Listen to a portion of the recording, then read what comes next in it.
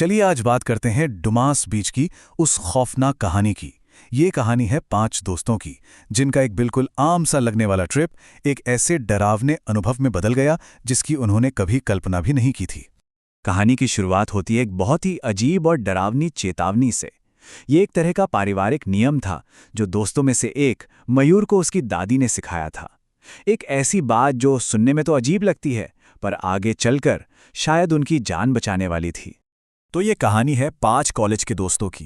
अपने रोजमर्रा के प्लान से ऊबकर उन्होंने कुछ अलग करने का सोचा, और इसी अलग करने की चाह में उन्होंने एक ऐसी जगह जाने का फैसला किया जो अपनी अंधेरी डरावनी कहानियों के लिए बदनाम है, डुमास बीच।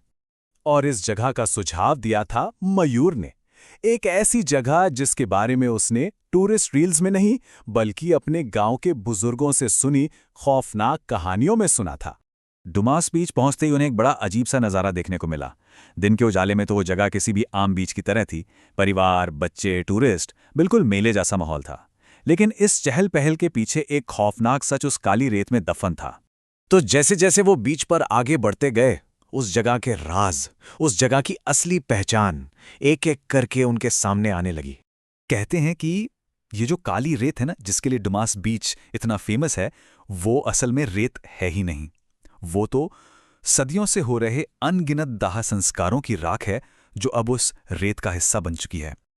और फिर उनकी मुलाकात हुई एक स्थानीय कचरा बीनने वाले से, जिसके रहस्यमयी शब्दों ने उनके मन में डर और भी गहरा कर दिया।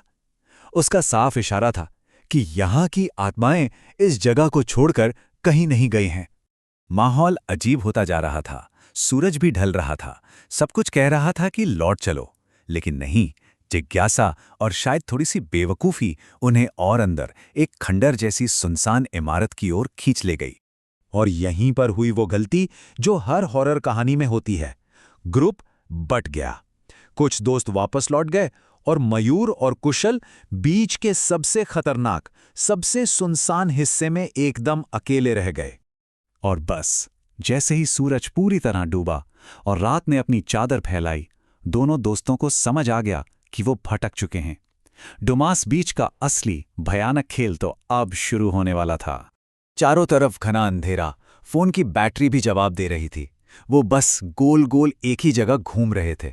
उन्हें बस लहरों की आवाज आ रही थी और ऐसा लग रहा था जैसे ये बीच कभी खत्म ही नहीं होगा।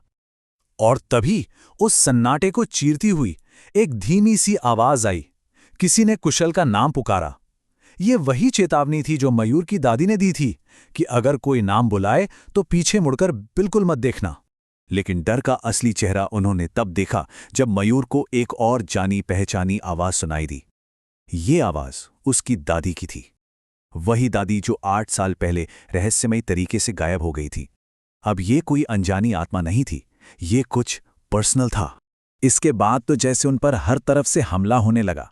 अचानक से जलती हुई लकड़ी और लाशों की तेज गंध, दूर से आती राम नाम सत्य है की आवाज, अंधेरे में उभरती परछाइयां, फिर अचानक कहीं से कुत्तों का एक झुंड आ गया।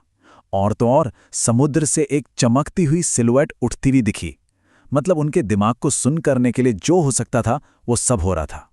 वो रात जैसे तैसे खत्म हुई, लेकिन उसका खौफ वो उनकी जिंदगी में हमेशा के लिए गहरे जख्म की तरह बस गया। अगली सुबह जब वो मिले तो पानी के पास बेहोश पड़े थे, कपड़े भीगे हुए, शरीर पर रेत छिपकी हुई, और दोनों को तेज बुखार था और वो बस बहकी बहकी बातें कर रहे थे। उनकी हालत खुद उस रात की भयावहता की कहानी कह रही थी। कहानी यहाँ खत्म होती है कि इलाज के बाद वो शारीरिक रूप से तो ठीक हो गए, लेकिन मानसिक रूप से शायद कभी नहीं हो पाएंगे। मयूर आज भी जलती लकड़ी की गंध से चीखते हुए नींद से जाग जाता है। वो बीच से तो निकल आए, पर बीच उनके अंदर से कभी नहीं निकल पाया। ये कथा हमें यही याद दिलाती है कि कुछ चेतावनियां सच होती हैं और कुछ जगह अपना अतीत, अपनी कहानियों को कभी नहीं छोड़ती। सवाल यह है कि क्या ऐसी जगह पर जाने की हिम्मत करनी चाहिए?